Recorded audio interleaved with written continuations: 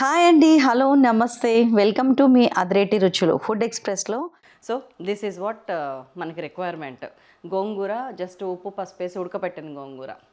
నిల్వ గోంగూర ఉంటే బెస్ట్, కానీ అది లేని వాళ్ళు ఇప్పటికిప్పుడే చేసుకోవడానికి రెడీగా ఎలా చేయాలి. పండుమిరపకాయలు పావు కిలో తెచ్చుకోండి. ఫస్ట్ ఏం చేస్తారంటే ఈ పండుమిరపకాయలని చిన్న చిన్న ముక్కలు ఇట్లా చిన్న చిన్న ముక్కలు చేసి కత్తిరితో కట్ చేయొచ్చు.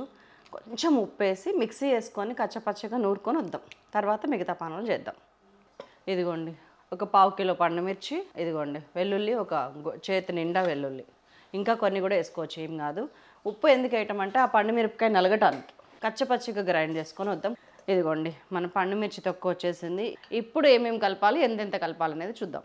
సో నేను కొంచెం గోంగూర తీసుకుంటున్నాను. కొంచెం ఇన్సెన్స్, ఒక 2 కట్టలు గోంగూర. 2 కట్టలు గోంగూర కడిగి ఆరబెట్టి, లేత గోంగూరే 2-3 నిమిషాలు ఉడికిస్తే ఇంత అయిపోయింది. ఇంకోండి ఇది ఎంత తీసుకున్నారో అంతే పండుమిరపకాయ తీసుకో. దానికంటే ఒక పిసరు ఎక్కువైనా ఏం కాదు, ఇది కారం లేదు కాబట్టి, పండుమిరపకాయ లాగా కనిపించాలి కాబట్టి. సో సగం తీసేసుకున్నాను నేను.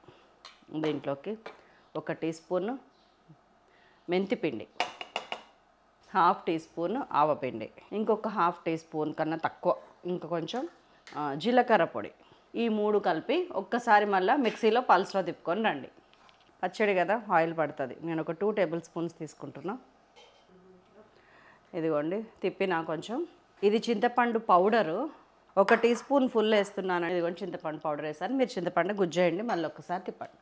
ఆయిల్ ఎక్కువ తక్కువ కాగింది, నేను కట్టేసిన తర్వాత వేస్తున్నా. ఇదిగోండి ఒక 1/2 టీ స్పూన్ మినపప్పు, ఒక 1/2 టీ స్పూన్ శనగపప్పు, అండ్ 1/4 టీ స్పూన్ ఆవాలు, 1/2 టీ స్పూన్ జీలకర్ర, అండ్ వెల్లుల్లి, పచ్చి వెల్లుల్లి కాకుండా ఇదిగోండి దాదాపు 7-8 రెబ్బలు వెల్లుల్లి, కొంచెం ఇంగువ, ఒక 1/8 టీ స్పూన్, అండ్ కొద్దిగా కరివేపాకు, ఒక్క ఎండుమిర్చి. వెల్లుల్లి మంచిగా వేగటం మ్యాండేటరీ అండి. వేగితేనే మనకు ఆ ఫ్లేవర్ వస్తుంది పచ్చడికి. కొంచెం చల్లారనిద్దాం లిటిల్, మాడకూడదని నా బాధ. ఇదిగోండి పోపు ఇలా రెడీ అయింది. ఇదిగోండి ఇంకా మన పండుమిరపకాయ తొక్కు సగం ఉంది. ఇందులో చింతకాయ తొక్కు వేసేస్తున్నా. దీనికంటే ఇది ఎక్కువ ఉండాలి ఎప్పుడు కూడా. ఇందులో ఉప్పు ఉంటుంది, కొంచెం ఉప్పు చింతకాయ అంటారు దీన్ని. ఉప్పు ఉంటుంది కాబట్టి ఇందులో ఉప్పు వేయట్లేను నేను. అండ్ వెల్లుల్లి కూడా ఉంది ఇందులో. చింతపండు అవసరం లేదు. సేమ్ ఇందాకట్లాగానే మనం మెంతిపిండి ఆవపిండి తీసుకుందాం.